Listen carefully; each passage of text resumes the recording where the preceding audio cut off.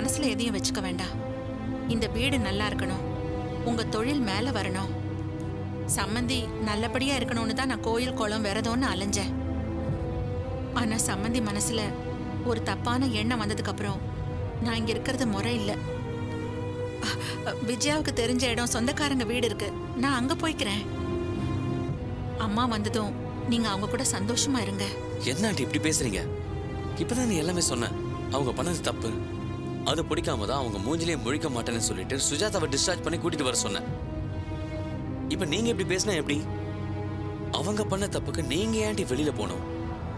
விடுங்க ஆண்டி, நானே மனசு வருத்தத்துல இருக்கேன்.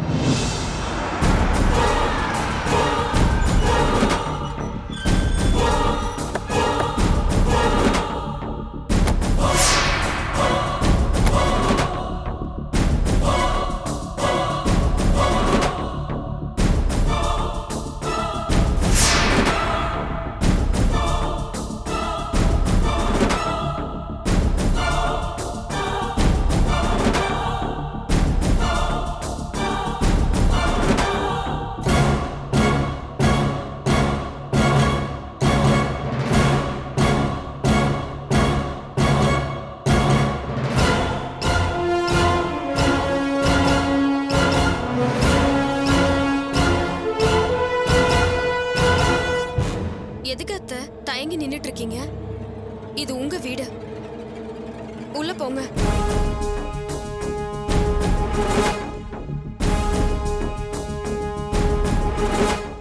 கார்த்திக்,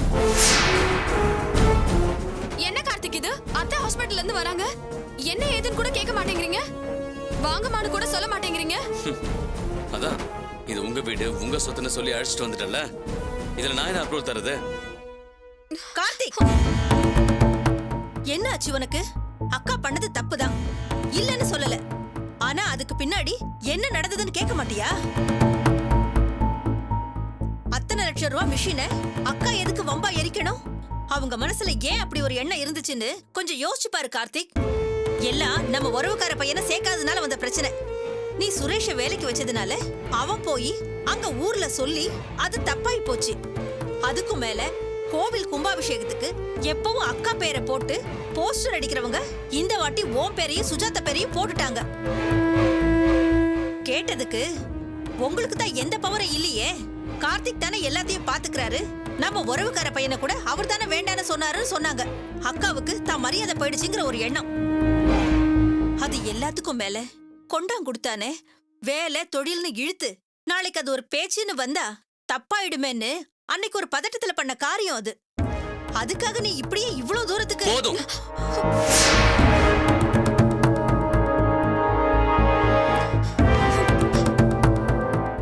என்ன நீங்க அங்க கிளம்பும் போதே அத்தை கோயம்புத்தூருக்கு போறேன்னு சொன்னாங்க, நான் அவங்கள சமாதானப்படுத்தி கூட்டிட்டு வந்தேன். நீங்க என்னடானா? போதும் சுஜாதா, இது இதுக்கு மேல என்னால கேட்க முடியாது. அவங்க நினைப்புல 1000 இருக்கலாம், ஆனா அவங்க பண்ணது எல்லாமே தப்பு. எனக்கு மனசை விட்டு போச்சு.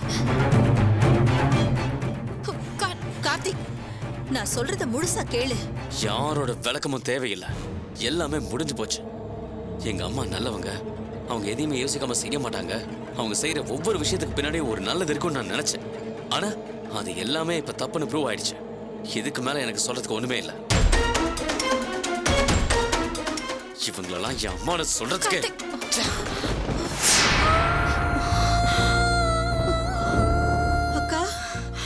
அத்தை, இப்ப நீங்க எதுக்கு வருத்தப்படுறீங்க? அவர் ஏதோ கோவத்துல பேசிட்டு போறாரு. அக்கா, அத்தை, இப்ப உங்களுக்கு தேவை ரெஸ்ட். டாக்டர் சொன்னதை மனசுல வச்சுக்கோங்க. வாங்க வாக்கா,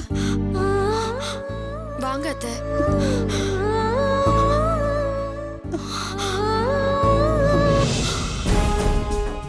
அக்கா, போறேன்னு சொன்னவளை என் பொண்ணு பம்பா புடிச்சு இழுத்துட்டு வந்திருக்காளே, இவளெல்லாம் என்னன்னு சொல்றது?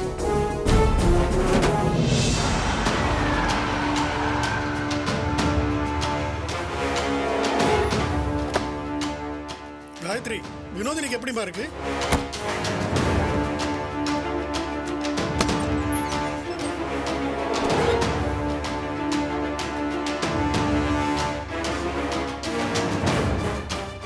மோனி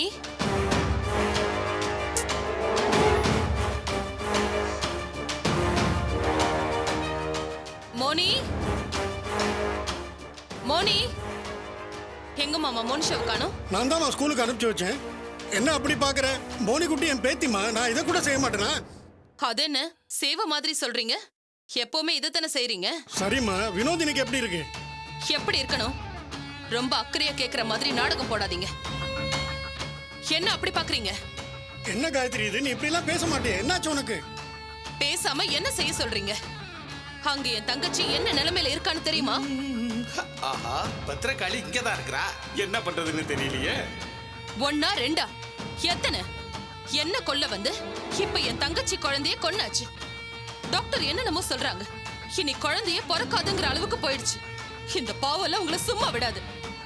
காயத்ரி, நேத்து அவ்வளவு சண்டை நடக்கும் போது எதுவும் கேட்காம தானே இருந்தீங்க. இப்ப மட்டும் என்ன? என்னப்பா அண்ணி இப்படி பேசிட்டு போறாங்க? விடுப்பா. வினோதினி பாதிக்கப்பட்ட கோவத்துல ஏதோ பேசிட்டு ஐயா, போறா. இதுல ஒரு பாதிப்பு இல்லைங்கய்யா. ராஜே, இந்தா ஸ்வீட் எடுத்துக்க. ஸ்வீட்டா? எதுக்கு? ஸ்வீட் எடு, கொண்டாடு. எல்லாம் போச்சு. மூர்த்தி, என்னப்பா இது? வினோதினிக்கு கர்ப்பம் கலைஞ்சிருச்சு, பெரிய பிரச்சனைன்னு சொல்றாங்க. ஐயா, அதெல்லாம் விடுங்கய்யா. அதான் கலைஞ்சு போச்சுன்னு சொன்னாங்கல்ல. அப்புறம் என்ன, இனி நடக்க போற எல்லாமே சூப்பரா நடக்கும். ஸ்வீட் எடுத்துங்கய்யா. பிரகாஷ், இவங்களுக்கு தான் ஒண்ணும் தெரியாது, உனக்கு தான் எல்லாம் தெரியுமே. ஸ்வீட் எடுத்துக்க. என்ன இவரு நேரங்காலம் தெரியாம? அந்த பாக்ஸ் கொடுக்குறீங்களா?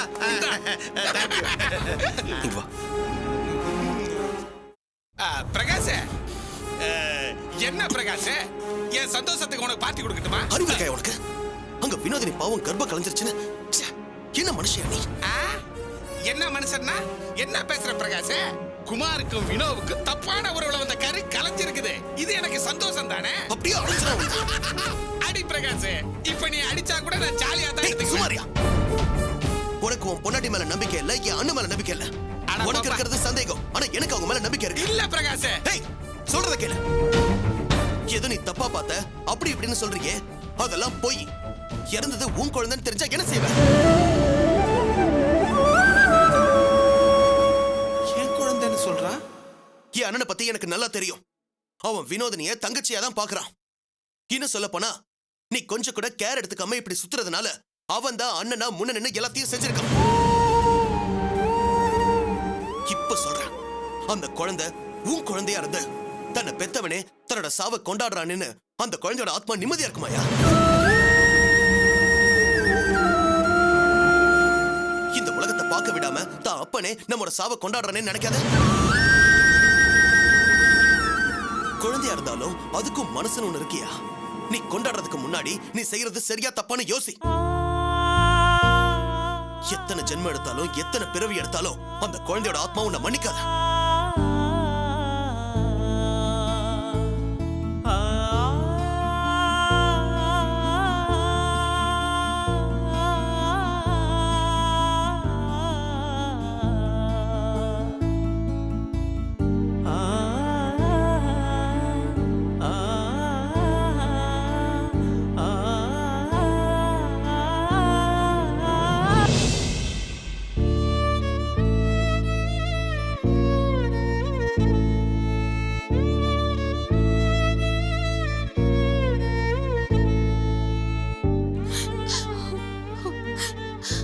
எனக்கு என்ன சொல்றதுன்னு தெரியல வினோ.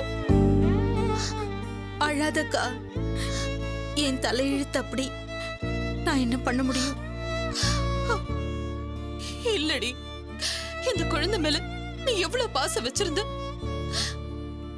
அதுவும் எத்தனை வருஷத்துக்கு பிறகு அந்த கடவுள் உன் மேல கருணை காட்டினாரு. என்கிட்ட எவ்வளவு ஆசையா சொல்லிட்டு இருந்த, இப்படி வளர்க்கணும் அப்படி வளர்க்கணும்னு. இப்ப எதுவுமே இல்லாம.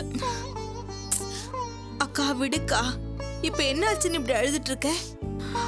எனக்கு நம்பிக்கை வந்துருச்சுக்கா. இந்த குழந்தை இல்லைன்னா என்ன, இன்னொன்னு பெத்துக்கிட்டா போச்சு. கடவுளே, இனி குழந்தைய பெத்துக்க முடியாத அளவுக்கு கர்ப்பப்பையில காயப்பட்டிருக்குன்னு டாக்டர் சொன்னாங்க. இவ இப்படி நினைக்கிறாளே.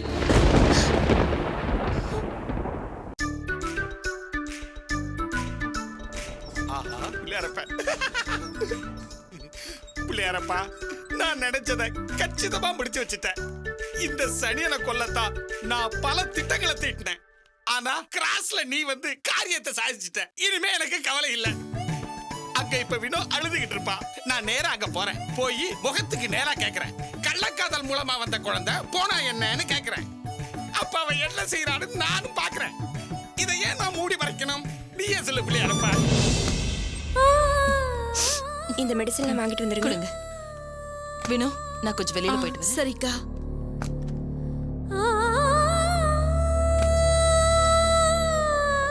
நான் ஹாஸ்பிட்டலில் இருக்கேன் சார். வந்துடுறேன் சார். Okay sir.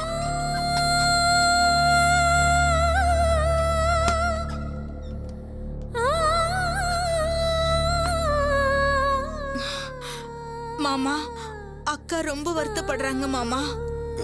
என்ன இருக்காதா வினோ? உன் குழந்தைய அவ குழந்தையால நினைச்சா?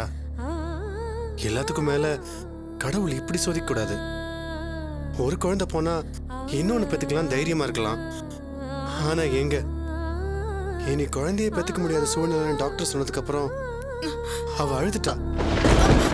மாமா, என்ன மாமா சொல்றீங்க? இனிமே எனக்கு குழந்தையே பிறக்காதா?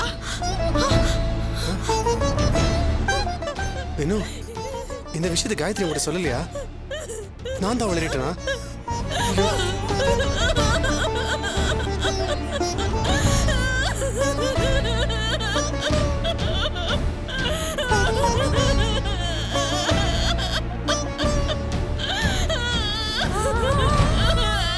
அழாத வினோ.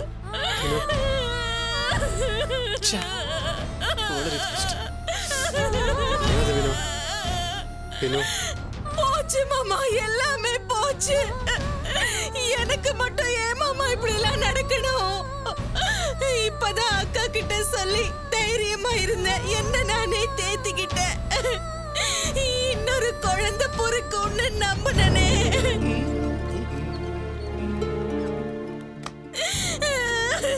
அழாத வினோ, அழாத. போச்சு மாமா, எல்லாமே போச்சு. இனிமே நான் வாழ்ந்து என்ன பண்ண போறேன்? ஓ, அந்த அளவுக்கு துணிஞ்சிட்டியா? அழாத வினோ, ப்ளீஸ் வினோ, சொல்றத கேளு. இல்ல மாமா, என்னால முடியல மாமா. என் குழந்தைய உங்க குழந்தை மாதிரி தானே மாமா நினைச்சீங்க? உண்மைதான் வினோ. வினோ, உனக்கு தெரியாது, நான் ராகினி கூட அதிக நேரம் ஸ்பெண்ட் பண்ணதை விட பிரகாஷ் தான் அவ கூட தங்கச்சின்னு இருப்பான்.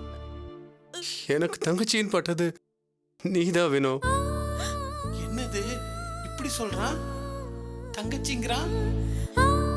நான் காயத்ரியை கல்யாணம் பண்ணிட்டு வந்தப்போ நீ வயசுக்கு வந்த பொண்ணா இருந்த. என் மேல அவ்வளவு பிரியமா இருப்ப. தங்கச்சி மாறி என்ன உன்னை என் தங்கச்சின்னு நினைச்சுதான் உங்ககிட்ட எல்லாத்தையும் ஷேர் பண்ண. ஐயோ, தப்பு பண்ணிட்டானா?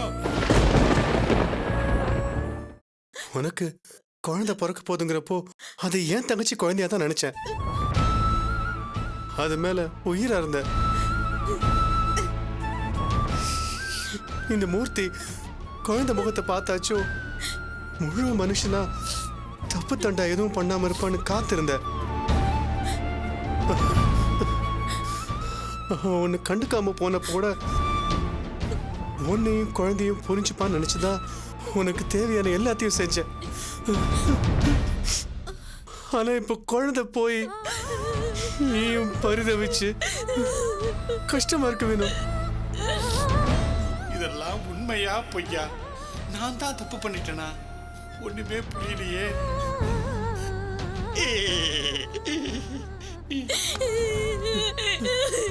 இன்னும் அழுதுட்டு இருக்க வினோ? என்ன வினோ இது? அழாதம்மா. அக்கா, அழாத வினோ.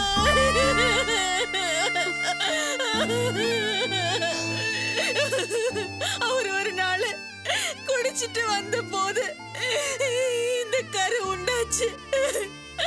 ஆனா அது கூட நிலைக்காம போயிடுச்சு. அக்கா, எனக்கு குழந்தையே பிறக்காதுன்னு டாக்டர் சொல்லிட்டாங்களாமேக்கா.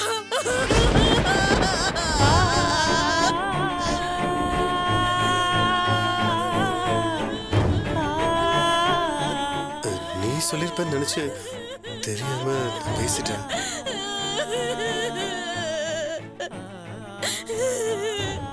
அக்கா, இத நான் தாங்கிக்கிட்டேன்.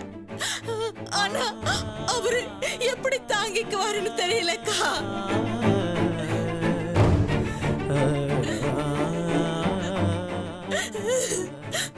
நீங்க எல்லாம் தான் என்ன நல்லா பாத்துக்கிறீங்க. ஆனா அவரு உதவாக்கரையா இருந்தாலும் அப்பா ஸ்தானம் போச்சேன்னு துடிப்பாரே.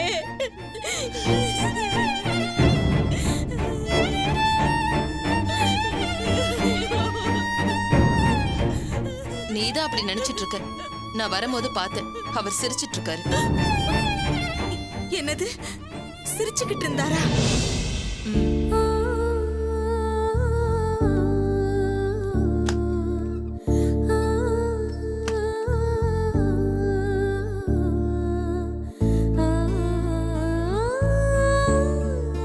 என்னங்க, நம்ம குழந்தை போனது உங்களுக்கு சந்தோஷமா? சொல்லுங்க. ஐயோ, எல்லாரும் என்ன மன்னிச்சிருக்க. காலம் கடந்து போன அப்புறம் இப்ப அழு. பித்து பிடிச்சிருக்கா உனக்கு? இப்ப ஏன் அழறீங்க? அதான் குழந்தை போயிடுச்சுல்ல. ஐயோ வினோ, நான் அதுக்காக அழல. என் கேடு கட்ட நினைப்புக்காக அழுகுறேன். சகல என்ன மன்னிச்சிருக்க வினோ, என்ன மன்னிச்சிரு வினோ. இவருக்கு என்ன பைத்தியம் பிடிச்சிருச்சா? ஆமா, இத்தனை நாள் நான் பைத்தியமா தான் இருந்தேன். இப்ப தெளிஞ்சிருச்சு வினோ. என்ன சொல்ல வரீங்க? வினோ, என்ன மன்னிச்சிரு வினோ. இது ஏன் குழந்தை இல்ல, உனக்கு குமார் சகலைக்கும் தப்பான உறவுல வந்தது.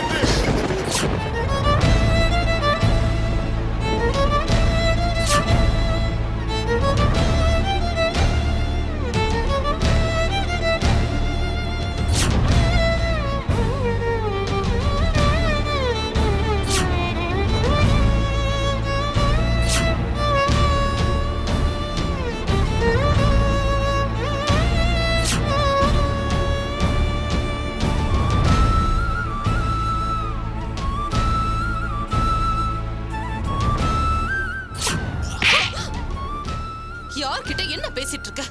என் புருஷனை பத்தி ஏன் கிட்டியவா? கட்டின பொண்டாட்டிய உன்னால எப்படி இப்படி நினைக்க தோணுச்சு? அண்ணன் தங்கச்சியா பழகுறவங்கள நீங்க மனுஷனா இல்ல மிருகமா? ஐயோ வினோ, உன் கால விழுற வினோ, என்ன மன்னிச்சிரு. தெரியாம நான் நினைச்ச பாவத்துக்கு தான் அந்த ஆண்டவன் என் குழந்தைய கிட்ட இருந்து பிரிச்சுட்டான். பிரிச்சுட்டானா? குழந்தையே பிறக்காதுன்னு சொல்லிட்டாங்க. ஐயோ ஐயோ ஐயோ, நான் பாவி வினோ, நான் பாவி. ஐயோ ஐயோ வினோ, போச்சே, என் குழந்தை போச்சே. சகல சகல விடுங்க சகல, அழாதீங்க. நான் பண்ண பாவத்துக்கு என் நினைப்புக்கு கிடைச்ச தண்டனைய பாத்தீங்களா? சரி சகல, அழாதீங்க. சரி, என்ன என் குழந்தைய நானே என் வாயால சொன்னேன் சகல. ஆனா கடவுள் அப்பான்னு கூப்பிட ஒரு புள்ள இல்லாம செஞ்சுட்டான் சகல. சரி, அழாதீங்க. எல்லாமே நான் செஞ்ச பாவம் தான் சகல, பாவம் தான். இப்ப அழுது என்னங்க பிரயோஜனம்? அதான் எல்லாம் முடிஞ்சு போச்சு. என்ன கொல்லாத விடு, என்ன கொல்லாத. காயத்ரிப்பா, என்ன மன்னிச்சிருக்க காயத்ரிப்பா. சரி விடுங்க, நடந்தது நடந்ததாவே இருக்கட்டும். இனியாவது தப்பா நினைக்காம இருந்தா சரி. மனுஷனா நடந்துக்கோங்க.